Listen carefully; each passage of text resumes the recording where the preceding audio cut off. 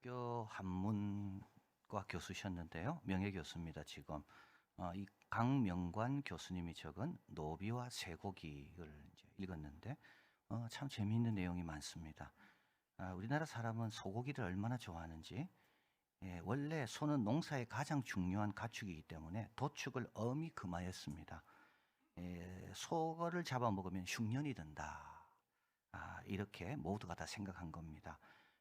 그래서 경국대전 1461년에 보면, 거기 형전에 보면 자기의 우마 건강한 소를 죽인 자는 장 100대, 도는 강제 노역입니다. 3년에 처하게 됩니다.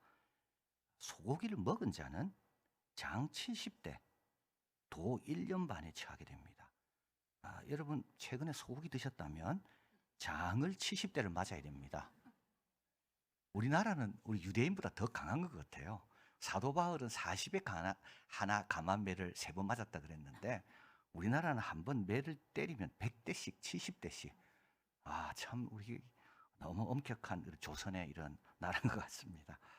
그런데 소 소비는 줄지 않습니다. 1701년 선조는 우리 또 예수님이 하신 말씀과 비슷한 말을 합니다. 성균관에서는 지금도 소를 잡는가? 수선지지, 이 말은 머리 수고 선, 최고의 선을 연구하는 땅, 이게 이제 서울이고 성균관인데, 이 수선지기의 땅에 도사, 짐승을 마음대로 잡는 도사의 소굴이 되었으니 어찌 추하지 아니하냐?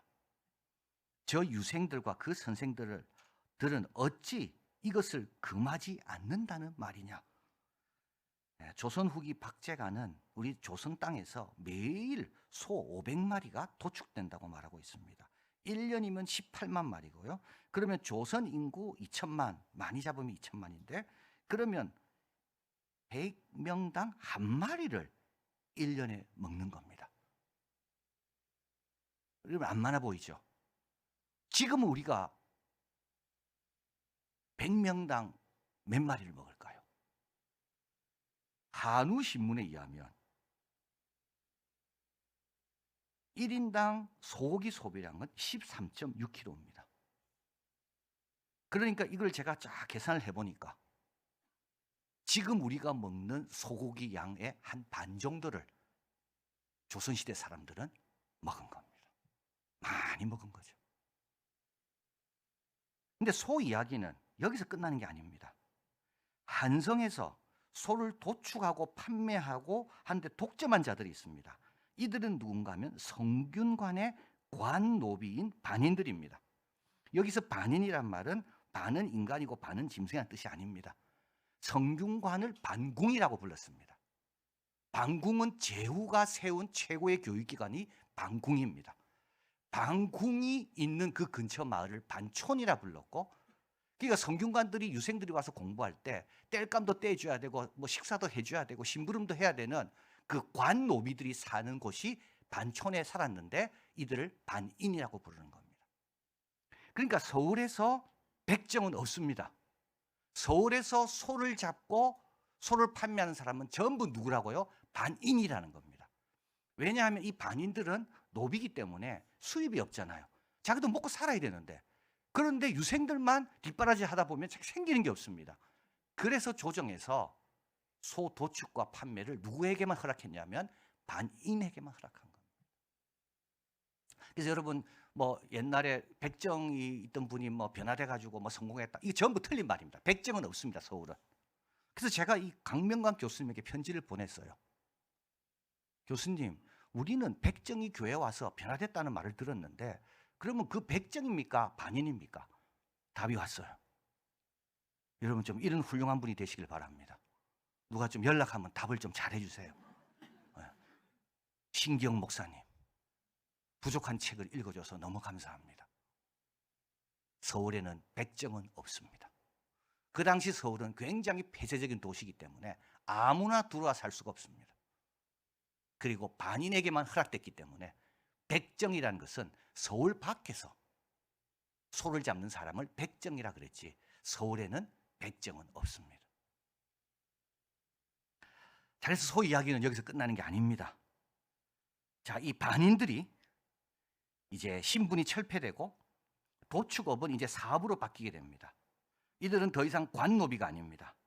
이들은 이제 자유인이 되었습니다. 그러자 이들이 한 게 있습니다. 1908년 순교 의숙이라는 학교를 세웁니다. 성균관처럼 자기들도 교육하고 싶은 거예요. 1910년에는 80명이 입학하고 열정적인 재원 지원과 교사들의 헌신으로 인해서 학생의 수는 150명으로 늘어납니다. 전원 무상교육입니다. 왜냐하면 이 반인들이 소를 운영하는 영업점에서 그 현방이라 그러는데 소 한 마리당 10전씩을 학교에 다 의무적으로 냈습니다. 매월 130에서 140원이 들어왔고 이걸 교육에 투자한 겁니다. 자, 그래서 반인들은 여러 가지로 기억되지만 이들의 마지막 기억은 뭡니까? 교육에 대한 투자로 기억됩니다. 우리 대한민국은 소고기보다 교육을 더 중요시 여기는 민족입니다. 그래서 옛날에 우골탑이라 그랬잖아요. 소 팔아서 우리 자녀들 교육시키는. 참 우리 대한민국이 복받은 이유는 우리는 정신과 교육이 중요하다. 그런 것 같습니다. 자, 이제 야고보서로 돌아가면요. 야고보는 예수님의 동생입니다. 유대 믿는 이들을 위해 쓴 편지고요. 정치적으로 신앙적으로 아주 혼란스러울 때 믿는 자들은 이 나라와 민족 그리고 교회를 위해 이때 어떻게 대응해야 되는지 이것이 적은 것이 야고보서입니다. 그래서 유대인들 대상으로 했기 때문에 이 야고보서에는 유대인들이 아주 존경하고 잘 아는 인물들이 나옵니다. 아브라함이 나오고 욥이 나오고 엘리야가 나옵니다. 그리고 오늘 본문도 마찬가지지만 예수님이 말씀하셨던 복이 있는 사람은, 그래서 오늘 본문도 예수님의 그 표현법을 따라서 12절 시험을 참는 자는 복이 있도다. 심령이 가난한 자는 복이 있도다. 이렇게 쓰고 있습니다. 근데 여러분 여기서 시험은 이제 2절에 보면 여러 가지 시험을 인하여 기뻐하라 되어 있는 그 시험과는 단어는 같습니다. 단어는 똑같은 단어입니다. 그러나 맥락에 의해서 보면 이 시험과 기쁘게 받아야 할 시험과는 완전히 다릅니다. 여기서 시험을 참는 자는 복이 있도다. 여기 시험은 유혹을 뜻합니다.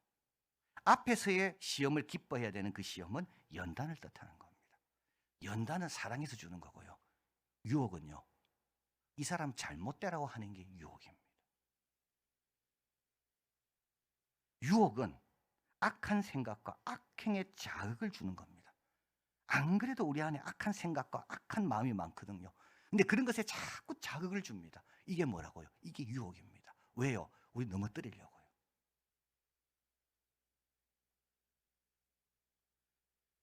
자, 그래서 이 유혹이 왔을 때 이제 참는 자는 말은 이걸 맞서 싸우는 겁니다.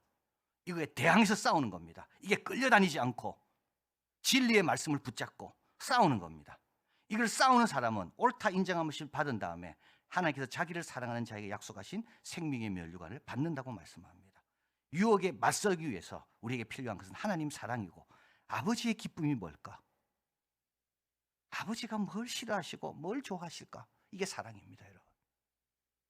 그런 사람에게 뭘 주신다고요? 생명의 면류관.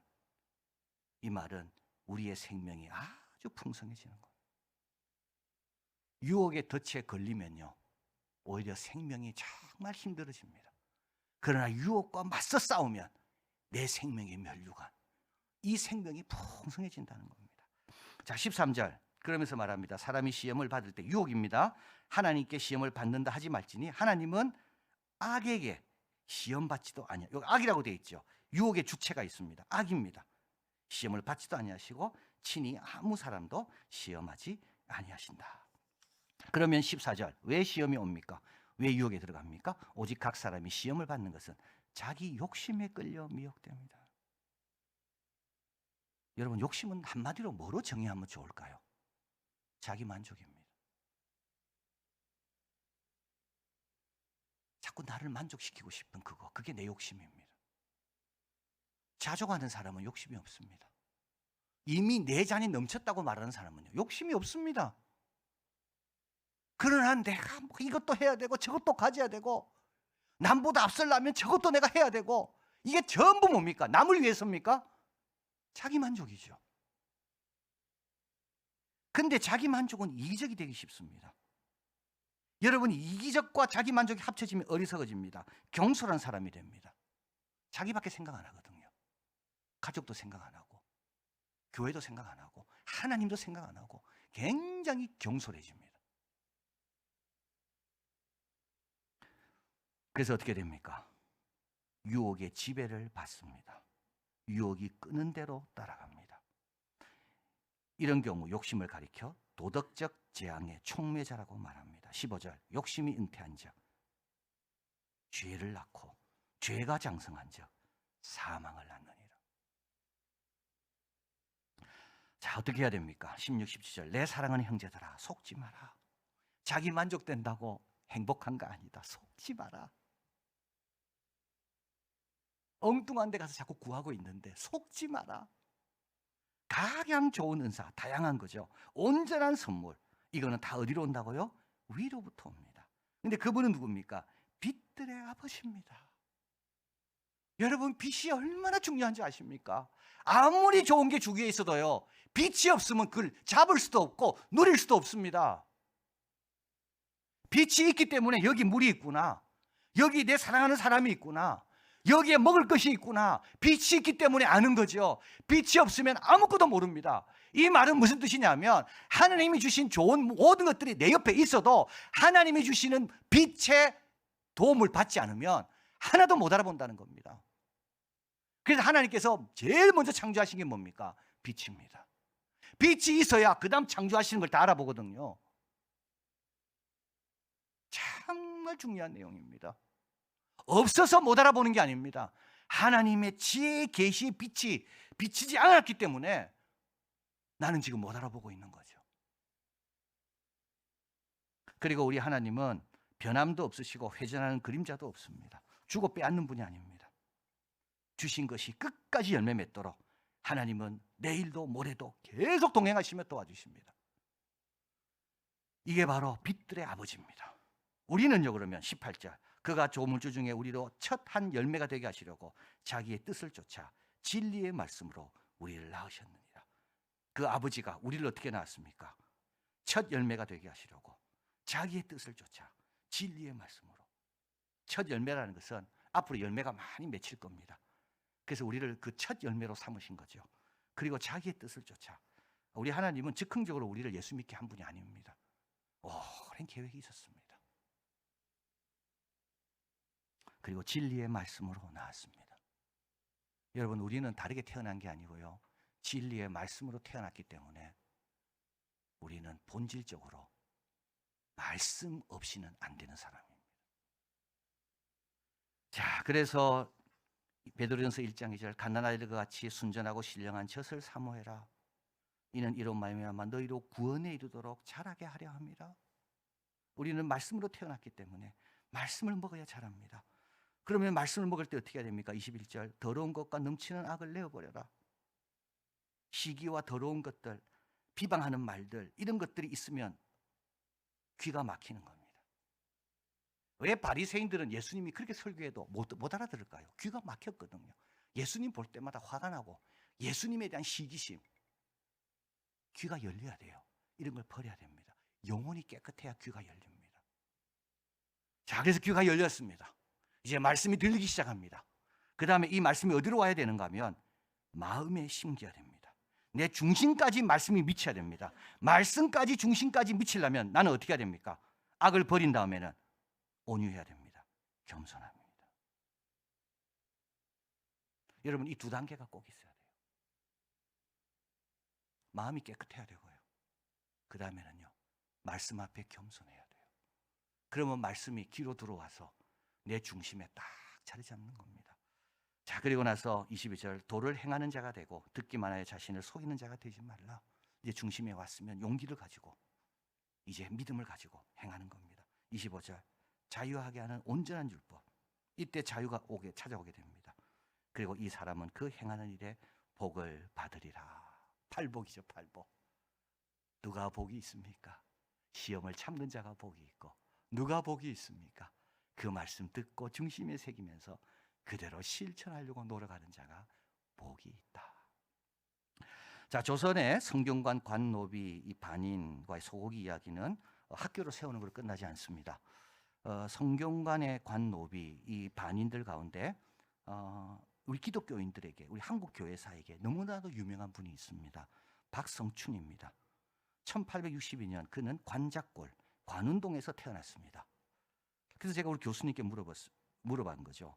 이 박성춘이라는 분이 관작골에서 태어났고 아버지도 이제 백정이라고 알려져 있고 백정의 아들로 태어났고 이제 그 아들을 이제 예수학교에 보내는데 그 예수학교는 을지로에 있고 이 사람 백정입니까? 반인입니까? 제가 물었거든요. 신경 목사님, 반인이 분명한 것 같습니다. 한국 교회 역사 다시 써야 됩니다, 여러분. 교과서도 다시 써야 됩니다. 서울에는 백정은 없습니다. 자, 이제 박성춘은 이제 반인인 거죠. 자기 아들을 박봉추를 천주교 학교에 보냈습니다. 근데 돈을 받는다는 걸 듣고 돈이 없어서 사무엘 무어 선교사님이 운영하는 곤당골 을지로에 있는 예수학당으로 보내게 됩니다. 물론 주일 예배는 참석 안 시켰어요. 공부만 하고 와라. 근데 이 아버지가 콜레라에 걸리게 되고 이 박봉출은 이걸 우리 선교사님에게 알리게 됩니다. 사무엘 무어 선교사님은 이걸 듣고 제중원의 담당 의사였던 올리버 에디슨에게 이야기를 하고 이 두 분 외국인이 박성춘에게 달려옵니다. 이 당시 에디슨은 고종의 주치의였습니다. 얼마나 큰 감동이 됐을까요? 그게 콜레라를 낳고 난 다음에 아들 보고 너도 교회 가고 딸들 보고 너희들도 교회 가고 나도 교회 가고 선교사로부터 세례를 받습니다. 그리고 이 사실이 알려지니까 많은 반인들, 소를 잡는 일에 종사하는 반인들이 이 교회로 몰려옵니다. 자, 여러분, 이 교회는 행복했을까요? 아닙니다. 갈등이 일어나기 시작합니다. 양반들이 너무 기분이 나쁜 겁니다. 나는 저 사람 가는 천국에 나는 못 간다.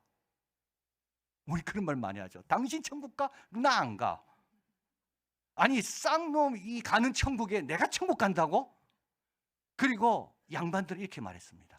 같은 지붕에서 우리가 같은 말씀을 듣는다? 양반들이 견딜 수가 없는 거예요. 이 이해가 됩니다, 여러분. 지금도 그렇잖아요, 지금도. 그래서 이 양반들이 뛰쳐나가요. 그런데 이 뛰쳐나가는 것을 사무엘 무어 선교사는 잡지 않습니다. 야, 훌륭합니다. 이 반인들은요, 어쩔 줄은 모릅니다. 자기같이 천한 사람 때문에 이 양반들이 교회를 떠나니까 차라리 자기를 버리고 양반을 붙잡지. 그런데 사무엘 무어 선교사님은 그러지 않는다는 거죠. 하나님 앞에 높고 낮음은 없다. 그래서 양반들이 나아가서 교회를 세웁니다. 그 교회가 안동교회입니다. 안동교회는 지금 아주 좋은 교회입니다. 제 친구가 거기서 목회 아주 잘하고 있습니다. 그때는 우리 모두 그랬을 거예요. 그때는. 자, 그래서 박성춘은 그 교회 장로가 됩니다. 1911년. 그리고 4년 뒤에는 흥성대원군의 친인척 왕손인 이재형도 그 교회 장로가 됩니다.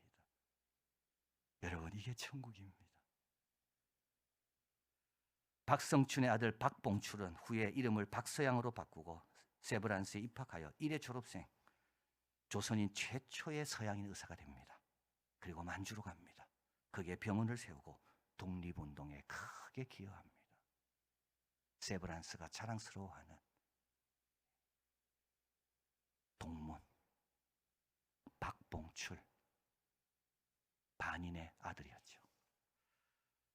여러분, 각양 좋고 온전한 것은 다 위로부터 옵니다. 내 욕심이 주는 게 아닙니다. 빛들의 아버지로부터 옵니다. 그분은 우리를 말씀으로 낳으신 분입니다.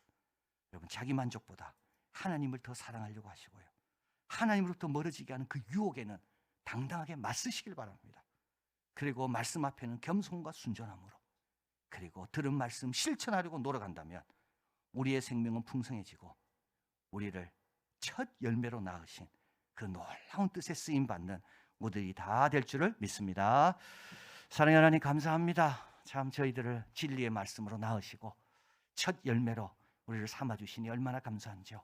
하나님, 우리가 그냥 있는 게 아니라 하나님의 큰 계획 속에 우리가 이 땅을 기억하고 늘 말씀 앞에 나오고 어린아이가 젖을 사모하듯이 그 젖을 사모해서 주님이 원하시는 그 분량으로 날마다 성장하고 그래서 열매 많이 맺는 우리들 되게 하여 주시옵소서. 하나님, 자기 만족을 늘 경계하게 하시고 거기에 이기심이 더해지면 경솔함이 찾아온다 그랬습니다.